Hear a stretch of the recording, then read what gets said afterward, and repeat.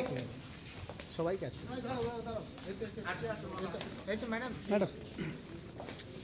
Honourable guest মহোদয়গণকে পরপর বাবুজির প্রতিকৃতিতে মাল্যদান ও পুষ্পার্পণ করার জন্য আহ্বান জানাচ্ছি।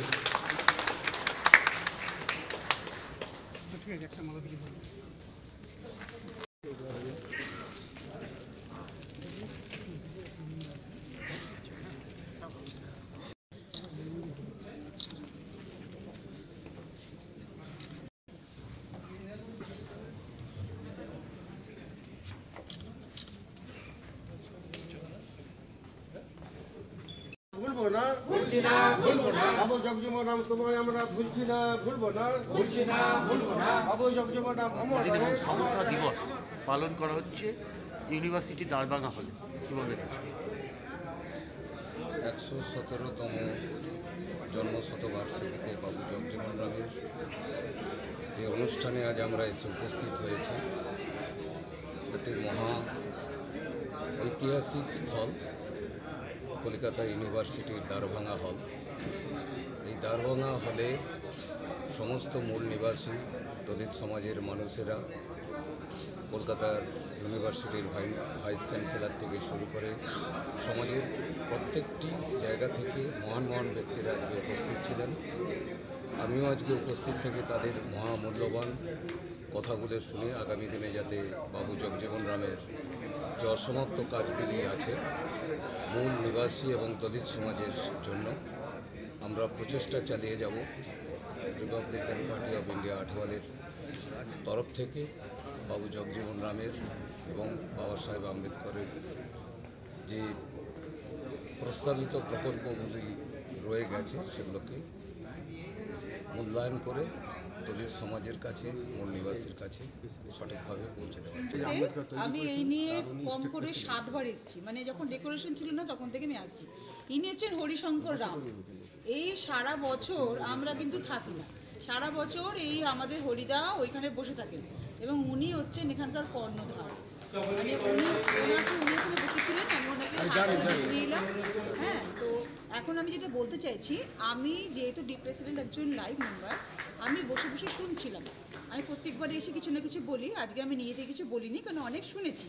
তো আমি আমার বক্তব্য থেকে দুটো কথা বলতে চাই। ডিপ্রেশন, আমরা যে দমিত বা দলিত শ্রেণীর যারা আমরা রয়েছি, আমরা মেয়েরা বা ছেলেরা, তাদের জন্য যেন কিছু করে। খালি ওই আমাদের বাবু জগজীবন রাম তো অনেক মহৎ ব্যক্তি ছিলেন, ওরও মহৎ ব্যক্তির আমরা উত্তরসূরি, ওরও লোকের যোগ্য হব কিনা আমাদের সন্দেহ আছে। কিন্তু আমরা যারা ওনাকে সামনে রেখে আমরা ওনার কথা, ওনার রচনা বলে যাচ্ছি, ওনার একটু যদি আমরা পাই না, আমাদের জীবন এবং আমাদের কাজ সার্থক হয়ে যাবে। তো আমি সেটুকুই চাই।